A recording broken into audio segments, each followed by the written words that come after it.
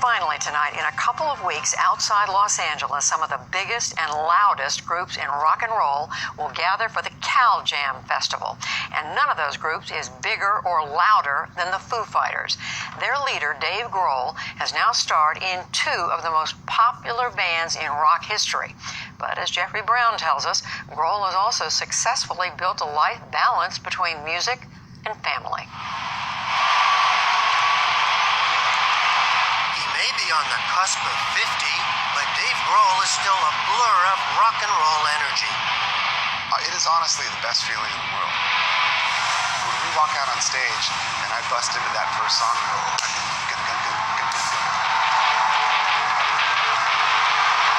it's like the theme from Jaws. You just know, like, oh, someone's gonna get torn up. It's like being shot out of a cannon every single night. As frontman, guitarist, and leader of the Foo Fighters, Grohl spent the next few hours whipping up a sold-out house at Maryland's Merriweather Post Pavilion. But he well remembers how it began as a teenager growing up not far from here in the Northern Virginia suburbs. I'm like, I'm gonna do it. You know, I'm gonna put on a show at 16 years old in some like VFW hall in Bethesda, Maryland, and just put up the flyers and hire the PA, and I'm gonna start my own band. I'm gonna record a record all by myself, and I'm just gonna keep pushing it because I honestly believe I can do it. Grohl dropped out of high school to play music in local bands with the blessing of his mother, a teacher. He made his way to the West Coast and became the drummer in Nirvana, the seminal Seattle grunge band that helped give new punk life to rock in the 1990s. With guitarist and singer Kurt Cobain and bassist Chris Novoselic, their breakout album Nevermind, featuring the hit song Smells Like Teen Spirit, debuted in September 1991 and shot them to superstardom. It was great, but not always. And being in Nirvana at such a young age, I was 21 or 22 years old when the band got popular. That's a heavy trip for a kid to go through at that age. And it was overwhelming at times. When it was overwhelming, I would just come back here to Virginia and go back to the bedroom that I grew up in. And I had a way to weather all of that and survive it. Kurt Cobain would not. He struggled with depression, addiction, and the crushing pressure of sudden global fame. In April 1994, just 27, he shot himself. Grohl withdrew, uncertain and unclear where next to go. 6 months after Cobain's death, he recorded a self-made demo tape of 15 songs. I recorded the first album all by myself, played all the instruments. From that start, a new band, Foo Fighters, was born, and Grohl learned an important business lesson as well. A record company called and said, hey, we want to put out this record. And I said, but my lawyer said, hey, don't just give it to somebody. You should start your own record company. So I'm the president of our record company, and I really do have control over everything we do. I honestly think that's why we're still a band, is because we've done it on our own terms for the whole time.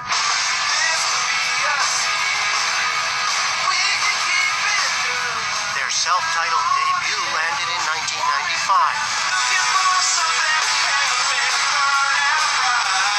And so far has led to 8 more studio albums. And platinum hits all along the way. It's taken the band to the foot of the Acropolis in Athens, as seen on PBS's Landmarks Live.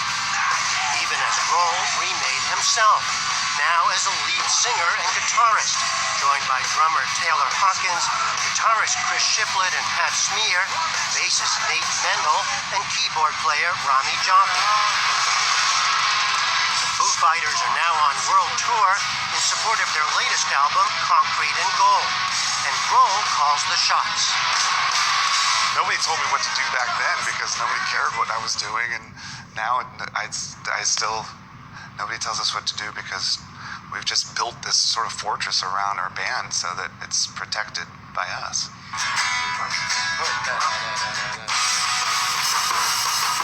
Grohl is now equal parts ambassador and evangelist of rock and roll.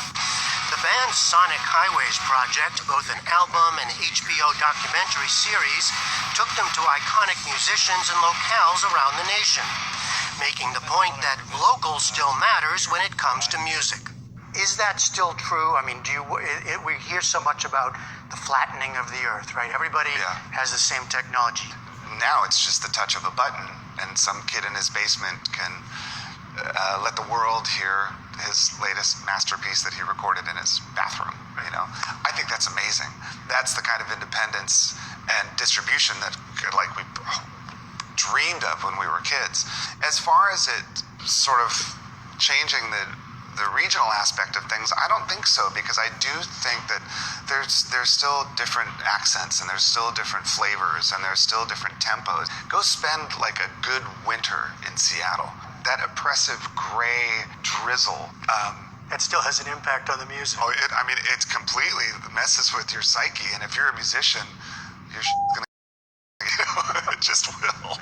These days, Grohl himself is very much the family man, 15 years married and the father of 3 girls. I'm not ashamed to say that I wake up at 6 o'clock in the morning. Yeah. I wake everybody up. I make some bacon and pancakes, a couple glasses of milk, get them dressed. If I get them in the minivan smiling, it's going to be a good day. We got to see where she is. Okay. And home sometimes joins him on the road. Gus Brandt is our tour manager, and his assistant, Violet Grohl. Nice to meet you. I put you to work, huh? Yeah? What's that like? It's fun. It's challenging, but it's... Yeah? Who's the boss? Wrong answer! I'm the boss! It's the family business. Come on. Yeah. Someday she'll be telling me, Dave, it's time to come on, let's go. You're on stage in 15 minutes, Dad. If the band's latest video is any clue, with its song Run set in a nursing home, 12-year-old Violet Grohl might be well into middle age and still trying to corral her father. We want to be the band that's rocking a show at a nursing home and it turns into a riot. But it was funny because then it became the antithesis of the Smells Like Teen Spirit video that Nirvana made 27 years ago. Where here you have a high school gymnasium and you've got all of these principals and teachers trying to keep the kids in line. Very famous video. But in the nursing home, you've got these people, these elderlies that are overtaking all of the guards, and it's kind of the opposite. Just ask you on a more serious note, though, because I know you're often asked about Nirvana, and the death of Kurt Cobain, you can think about him as one story of rock and roll, right? Yeah. Of the youth that burns out way too early. We've had too many like that. Oh, yeah. But you're describing a different story of rock and roll. You know, when Kurt died, I remember the next day and thinking, I still get to live. So I'm going to live every day like it's my last one. Even if it's the worst day, I'm going to try to appreciate it. And I still feel that way. I never want to die. I honestly feel like if I get to do this, and I've got these beautiful kids, as long as I can do this and do this, I'm all good, you know? Yeah, that's how I feel. Carpooling by day, headbanging through the night. For the PBS NewsHour, I'm Jeffrey Brown from Merriweather Post Pavilion in Columbia, Maryland. Wow. Online, we hear more from Dave Grohl, including how music can bring together people of different backgrounds, religions, or political views. You can find that on our Facebook page, facebook.com/NewsHour.